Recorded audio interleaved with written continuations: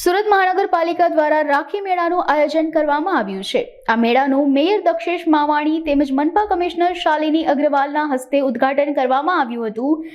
સ્વસહાય જૂથોના સભ્યોને રાખડી સંબંધિત ચીજવસ્તુઓનું પ્રદર્શન અને વેચાણ કરનાર લોકોને સીધું બજાર મળી રહે તેવા હેતુથી સમગ્ર આયોજન કરાયું છે।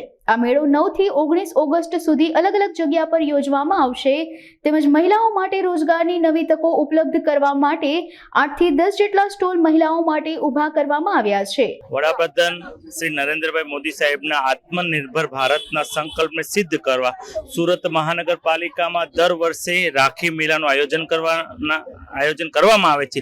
તેના ભાગરૂપે આજે સિંગણપુરમાં અમે સૌ પદાધિકારીઓ અને કોર્પોરેશન દ્વારા ઉદ્ઘાટન કરવામાં આવ્યું છે।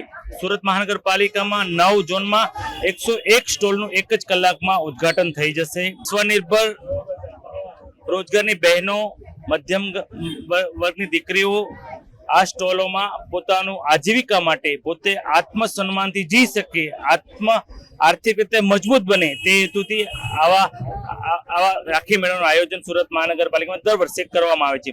હું આપના માધ્યમથી તમામ સુરતીઓને કહેવા માંગુ છું, મધ્યમ વર્ગની દીકરીઓ આત્મસન્માનથી જીવી શકે અને આર્થિક રીતે મજબૂત બને તે માટે આપણે ફૂલ નહીં તો ફૂલની પાંખડીથી ખરીદી કરીએ એ જ અભ્યર્થના। મારું નામ વનિતા જીગીશભાઈ સોસા છે। હું છેલ્લા 8 વર્ષથી આ સખી મંડળમાં જોડાયેલી છું અને અમે દર વર્ષે નવરાત્રી મેળામાં અને રાખી મેળામાં ભાગ લઈએ છીએ અને આનાથી અમે ઘણી બધી વસ્તુમાં અમે અગાડી આવ્યા છે અને હજુ બી અમને એમ છે કે આમાંથી હજુ અમે અગાડી આવી શકશું અને આનાથી અમે ઘણું બધું અગાડી શીખીએ બી છે અને ઘણી બધી સહાય અમને સરકાર આપે છે।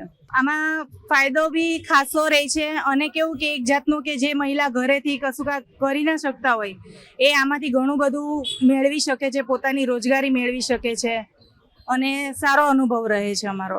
રાખડી અમે અમુક વેરાયટી જાતે બનાવીએ છીએ, અમુક પેન્ડલ ને બધું અમે રેડીમેડ લેતા હોય છે ઘરે। બધું અમે 10 ગ્રુપ અમારા 10 બહેનોનું ગ્રુપ હોય છે, એમાં બધા બહેનો પોતપોતાની અલગ અલગ કારીગરીથી બધું અલગ અલગ વેરાયટી અમે બનાવતા હોઈએ છીએ દર વર્ષે। મારું નામ શીતલબેન નિલેશભાઈ પાનવાલા। આ રાખી મેળામાં અમને મહિલા મંડળ સખી મંડળનું એક ગ્રુપ બનાવ્યું છે અમે, તેમાંથી અમને આ સ્ટોલ મળે છે અને આત્મનિર્ભર બનવા માટેની એક તક મળે છે।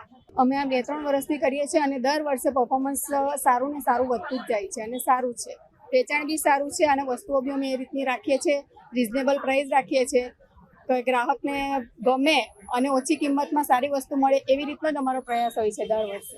આમાંથી 50% અમે મટીરિયલ લાવીને બધી 10 બહેનો મળીને બનાવીએ છીએ અને થોડું ઘણું બહારથી પણ લાવીએ છીએ। મારું નામ હિનાબેન છે।